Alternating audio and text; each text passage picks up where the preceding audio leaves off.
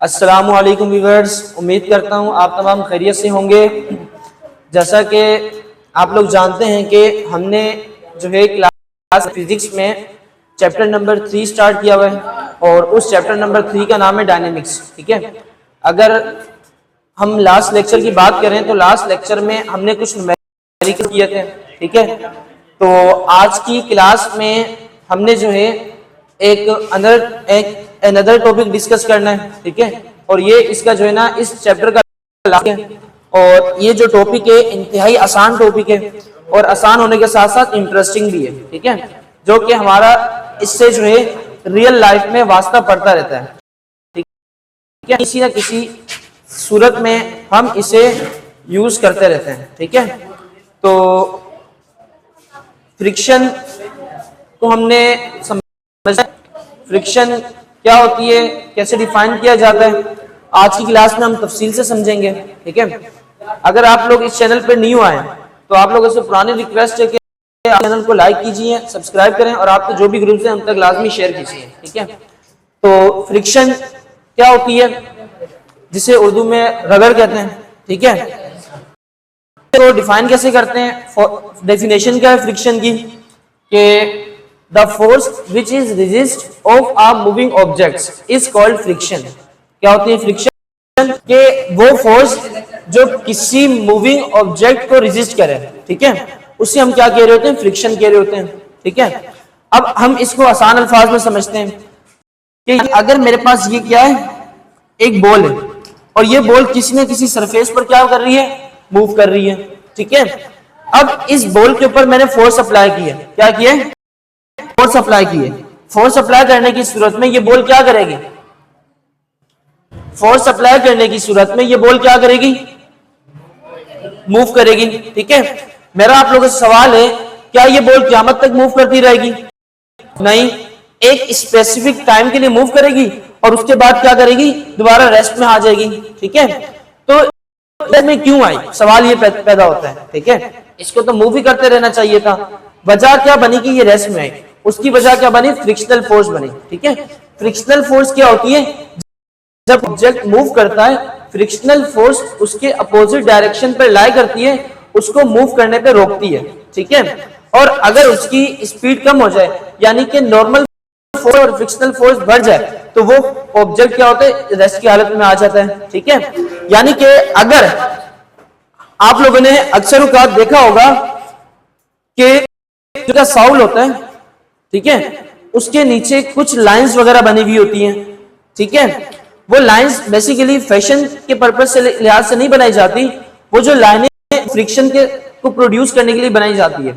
इसी तरीके से जो व्हीकल्स के टायर होते हैं, उन टायरों में भी जो है ना कुछ लाइंस बनी हुई होती हैं, वो लाइंस भी क्या कर रही होती हैं, बेसिकली फ्रिक्शन को प्रोड्यूस कर रही होती है। ठीक है, आप लोगों ने देखा होगा या जज किया होगा, अगर आप मिट्टी के मैदान में मूव करें, ठीक है, जैसा कि आप लोग एक ग्राउंड है, ठीक है, आप उस पर चलते हैं, ठीक है, आपको चलने में मुश्किल होगी, जबकि आप अगर एक प्लेन सरफेस या प्लेन रोड पे मूव करें, वहां पे आप आसानी से मूव करेंगे। ठीक है, होता क्या है कि मिट्टी के अंदर फ्रिक्शनल फोर्स ज्यादा होती है जो आपको मूव दे रही होती है। ठीक है, क्योंकि आपकी इंटरनल फोर्स ज्यादा होती है, फ्रिक्शनल फोर्स कम होती है, इस वजह से आप मूव कर रहे होते हैं। तो फ्रिक्शनल फोर्स क्या होती है, जब कोई ऑब्जेक्ट मूव करता है उसको रेस्ट की हालत में लेकर उसको मूवमेंट से रोक रही होती है, ऐसी फोर्स को हम क्या कह रहे होते हैं, फ्रिक्शनल फोर्स कह रहे होते हैं। ठीक है, अब फ्रिक्शनल फोर्स हमारे पास जो है जिंदगी में हर जगह अप्लाई हो रही होती है। ठीक है,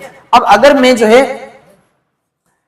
है ये बनाऊं, एक जो है ये हाँ, माशाल्लाह से समझदार हो गए हो आप लोग। ठीक है, अच्छा, अब ये एक मासूम सी कार है। ठीक है, अच्छा, अब इस कार में हम क्या करते हैं, व्हील नहीं लगाते। सही है, चीज समझो, मेरी डायग्राम जो है ना ऐसी है। ठीक है, इसमें जो है हम क्या करते हैं, व्हील नहीं लगाते। ठीक है, सब कुछ इस व्हीकल के व्हील नहीं है, कार के व्हील नहीं है, क्या ये मूव करेगी, नहीं करेगी। उसकी वजह फ्रिक्शनल फोर्स क्या होगी, ज्यादा होगी, क्योंकि ये जो कार का ये जो सारा हिस्सा है, ये सारा हिस्सा किसके साथ कॉन्टेक्ट में रहेगा, जिस सरफेस पे ये कार होगी उसी सरफेस के साथ कांटेक्ट में रहेगा। ठीक है, तो जब पूरा एरिया कांटेक्ट में रहेगा तो कार क्या करेगी, मूव नहीं करेगी। ठीक है, जबकि इसी कार के हमने टायर लगा दिए और टायर के अंदर कुछ ऐसी लाइन आ दी जिसकी वजह से मैक्सिमम फ्रिक्शनल फोर्स प्रोड्यूस होगी, तो अब क्या होगा, अब ये कार इजीली मूव कर सकती है। ठीक है, ये जो व्हीकल्स के जो टायर होते हैं, टायर क्यों लगाए जाते हैं, फ्रिक्शन को कम करने के लिए। समझ में आ रही है बात। तो फ्रिक्शनल फोर्स के ऐसे बहुत सारे काम है। ठीक है, रियल लाइफ में हम इसे बेतहाशा बार यूज करते हैं। ठीक है, अब फ्रिक्शनल फोर्स जो है ना कब होती है, कब कम होती है, किस चीज पे डिपेंड करती है, ये चीज समझते हैं। क्या फ्रिक्शनल फोर्स का कॉन्सेप्ट समझ में आ रहा है कि फ्रिक्शनल फोर्स क्या होती है, कैसे डिफाइन करते हैं, किसी पर तो पूछ लें, आगे चलें।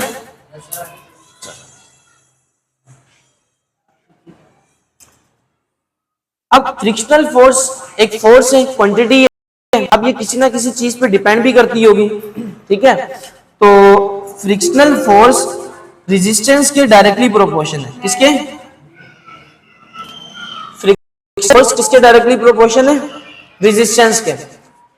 आर क्या चीज है, आर बेसिकली आपके पास क्या है, रेजिस्टेंस है, रगड़ है। ठीक है, यानी कि सरफेस में रगड़ होगी, फ्रिक्शनल फोर्स उतनी क्या होगी, नहीं नहीं नहीं, जितनी ज्यादा रगड़ होगी उतनी ज्यादा फ्रिक्शनल फोर्स होगी।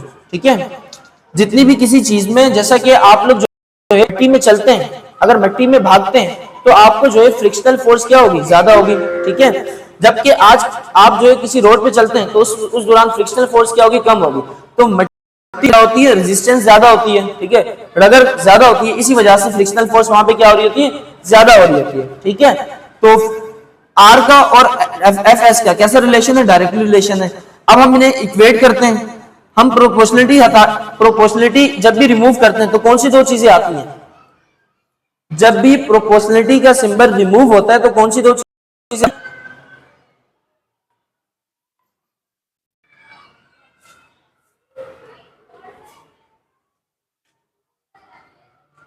सोचो।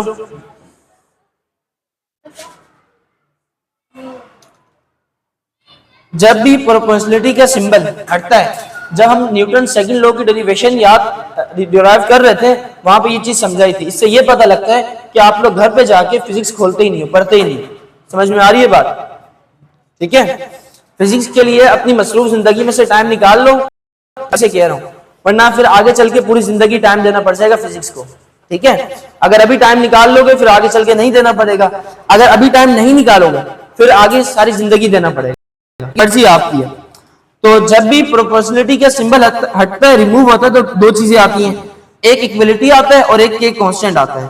ठीक है, यहाँ पे जो हम कांस्टेंट यूज करेंगे वो कोएफिशिएंट ऑफ फ्रिक्शन यूज करेंगे, जिसे हम न्यू पढ़ते हैं। ठीक है, यू बना के इसकी दोनों लाइंस क्या कर दो, इंक्रीज कर दो, आपके पास क्या बन जाएगा, न्यू बन जाएगा, NEO।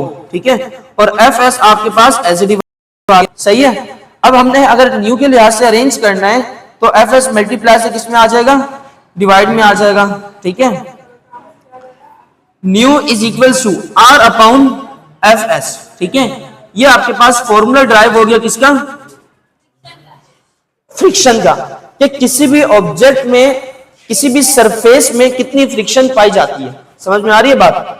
तो उसके लिए दो चीजें पता होनी चाहिए, पहली चीज R पता होनी चाहिए, दूसरी चीज उस सरफेस की कितनी फ्रिक्शनल फोर्स है। तो ये आपके पास न्यू की वैल्यू निकल कर आ जाएगी। सही है, यहाँ पे कैपिटल R किसको रिप्रेजेंट कर रहा है, capital R।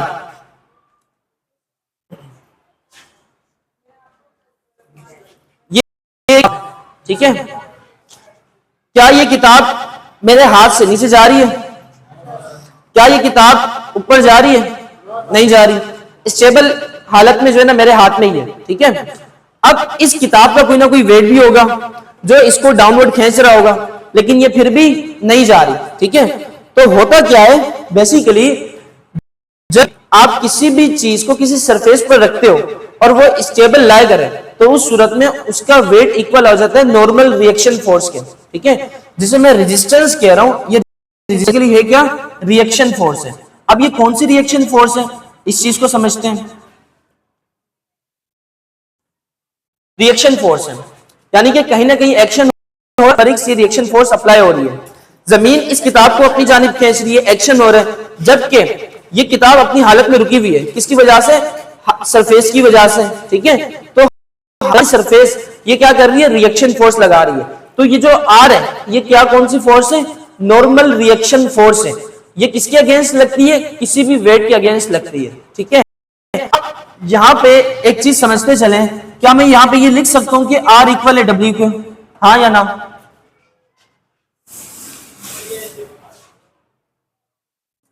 Reaction force equal है किसके, वेट के। क्या ये बात सही है, सही है कि ये बुक है।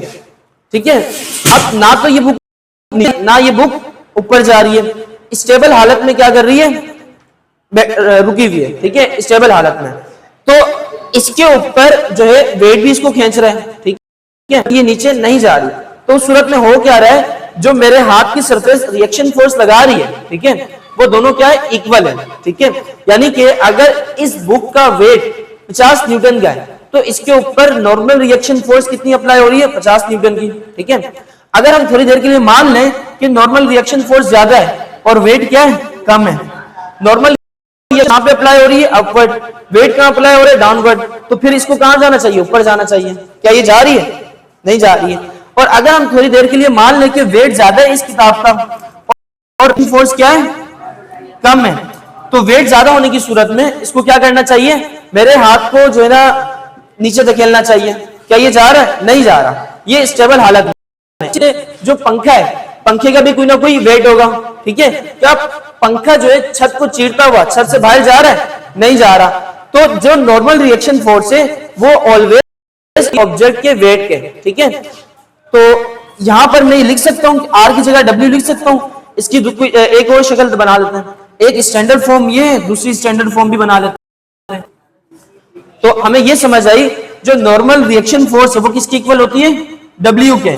तो मैं आर की जगह क्या लिख सकता हूं, डब्ल्यू लिख सकता हूं। डब्ल्यू है क्या बेसिकली आपके पास, डब्ल्यू क्या होता है किसी भी ऑब्जेक्ट का वेट, वेट का फॉर्मूला क्या होता है, वेट टू एम जी। किसी भी ऑब्जेक्ट का जब हमने वेट फाइंड करना है, mass multiply by acceleration due to gravity, इन दोनों को मल्टीप्लाई करवाओगे तो क्या आ जाएगा आपके पास, वेट आ जाएगा। ठीक है, तो ये इस फॉर्मूले की दूसरी शक्ल आ गई जिसको यूज करना है। समझ में आ रही है बात।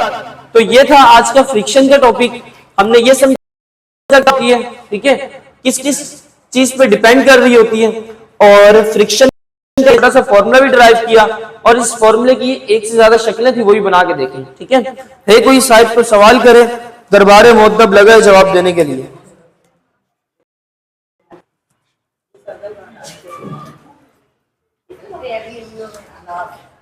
लेकिन मैंने माफी नहीं देनी, ठीक है, नहीं है सवाल। अच्छा, मेरे पास कोई क्वेश्चन है तो आप कमेंट सेक्शन में पूछ सकते हैं, मैं पूरी कोशिश करूंगा आपको जवाब देने के लिए। नेक्स्ट वीडियो में अपना बहुत सारा ख्याल रखिएगा। अल्लाह हाफिज।